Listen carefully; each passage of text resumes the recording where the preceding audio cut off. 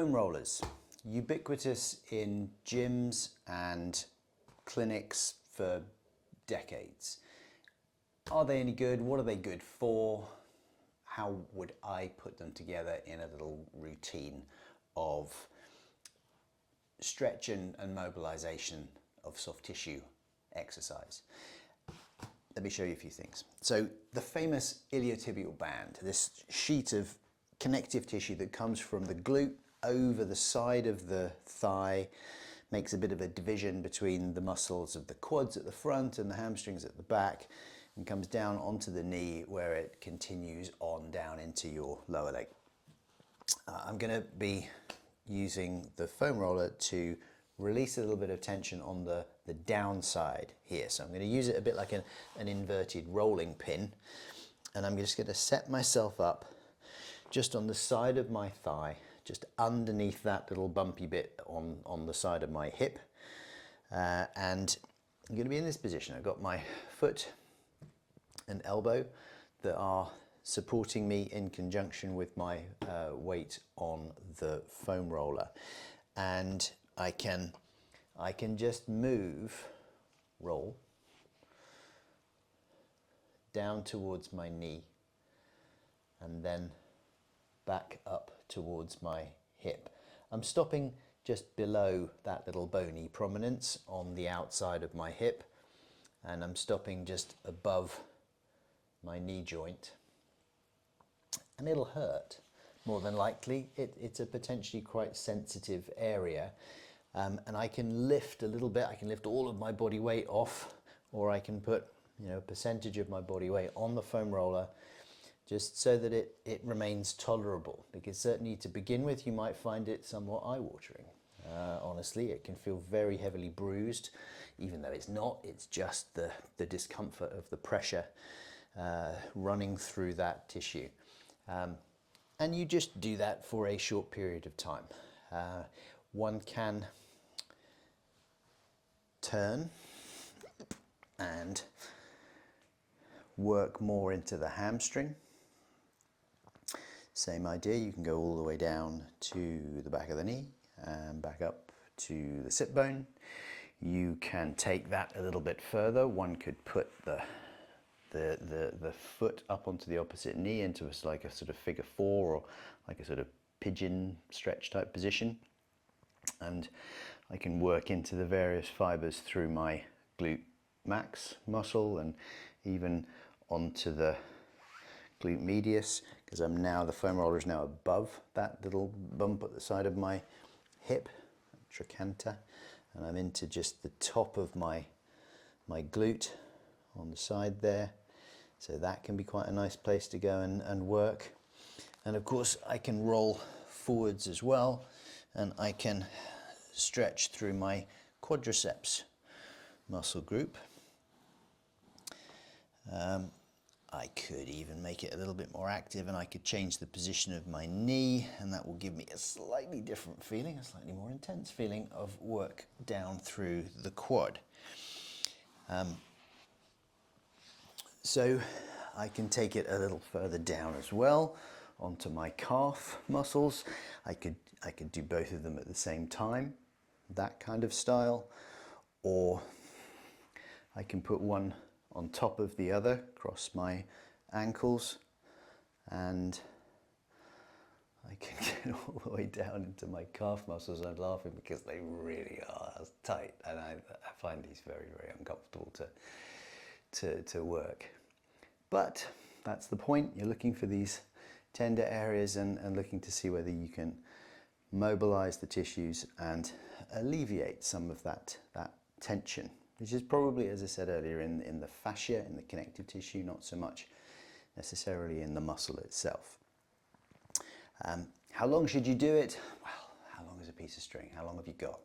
How long does it take before it feels a little bit easier? How long before you get bored?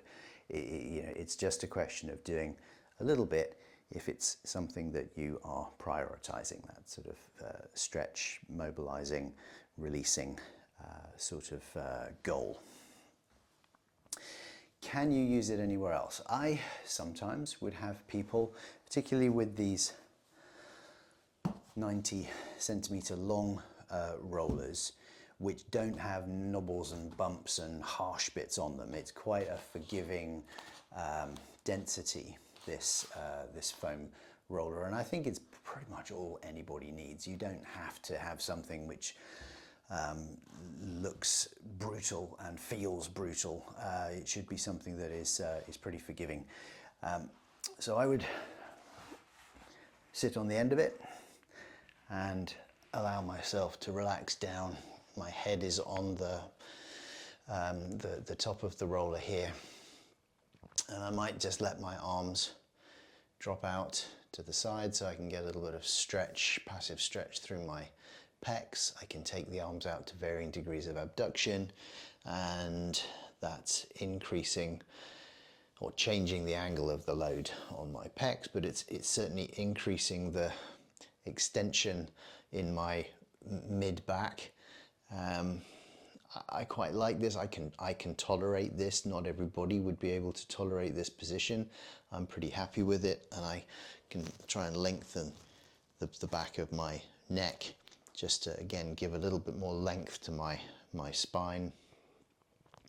Use the breath just to relax the rib cage and mobilize those joints in your ribs and possibly through the thoracic spine as well. I can happily spend a few minutes here, but I appreciate that not everybody can tolerate this, and if you're at all extension intolerant, you don't like leaning backwards, then this may not be the thing for you.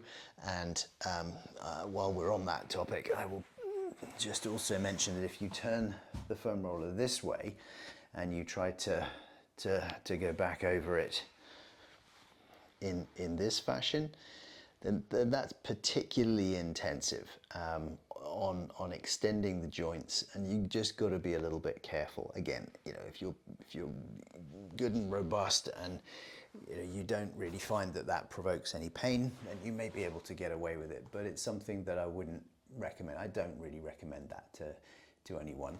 If I want them to extend their upper back, I might have them turn around and do this sort of thing. So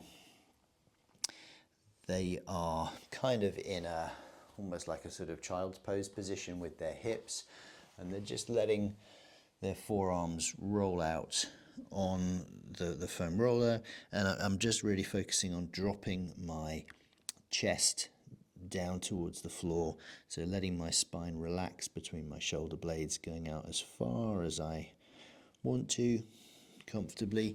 I also get a stretch through my lats and to a certain extent some of the back of the rotator cuff, the external rotators. So it feels quite nice. Again, it's just lengthening, mobilizing, stretching through those tissues.